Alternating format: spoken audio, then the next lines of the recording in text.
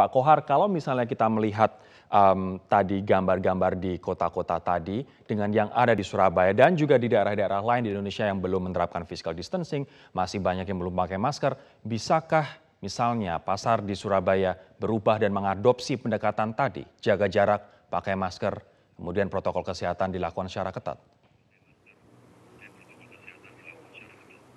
Jadi memang dalam menanggulangi COVID itu ada, ya kalau kita bisa kelompokkan, dua sisi ya yang harus kita tangani. Yang pertama adalah edukasi masyarakat, termasuk tadi bagaimana tiap individu tadi pakai masker, cuci tangan, jaga jarak, kemudian jaga imunitas. Kemudian secara sosial itu bagaimana protokol kesehatan berlangsung, bagaimana solidaritas harus tumbuh, bagaimana hal-hal yang terkait dengan pelaksanaan dengan online, perdagangan online, sekolah online, semua online, kemudian kebersihan lingkungan. Kemudian satu lagi hal yang spesial adalah mereka-mereka yang punya komorbid itu harus dilakukan pencegahan, penanggulangan, dan proteksi. Kenapa? Karena sudah terbukti mereka punya komorbid, prone, cenderung untuk mengalami hal yang lebih fatal. Nah, dalam hal ini edukasi masyarakat Mohon maaf ini Pak kita Kohar, harus terus tadi lakukan. Pak Pandu mengatakan bahwa faktor di Jawa Timur selain juga kontak tracing dan juga pengetesan yang semakin tinggi juga karena perilaku dari individu. Bisakah dikatakan bahwa perilaku masyarakat di Surabaya, di Jawa Timur harus diperbaiki sehingga jumlah penularan COVID-19 bisa ditekan jumlahnya di provinsi ini?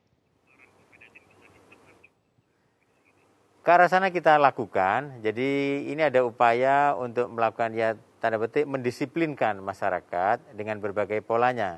Mulai dengan kita menggerakkan atau bersama-sama dengan TNI Polri untuk mendisiplinkan masyarakat tentang penggunaan masker, tentang jaga jarak, tentang pengaturan tadi areal-areal area publik tadi, penjarangan, ini kita lakukan.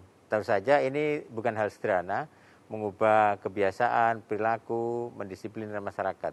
Ini harus kita lakukan dan kita sudah lakukan bersama dengan TNI Polri dan aparat yang ada, ke arah sana kita lakukan.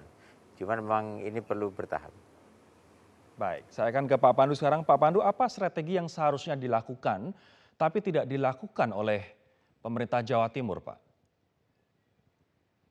Jawa Timur sudah melakukan, misalnya di daerah Malang Raya itu sebenarnya dilakukan pembatasan sosialnya itu berbasis masyarakat.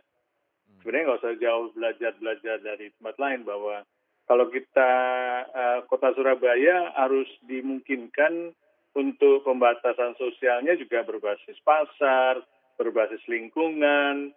Jadi menjadi tanggung jawab masyarakat. Kalau kemampuan pemerintah kan tidak bisa mengontrol semua penduduk. Dan memang di sana kan sulit untuk bisa mendorong penduduk segera mau melakukan perubahan. Kalau memang sulit, ya kita serahkan ke masyarakat supaya masyarakat yang mengambil alih inisiatif tersebut, lingkungannya dijaga, dan juga tokoh-tokoh masyarakatnya itu mengambil inisiatif supaya lingkungannya bisa dipengaruhi dan bisa diubah. Ini menurut saya sih yang paling penting.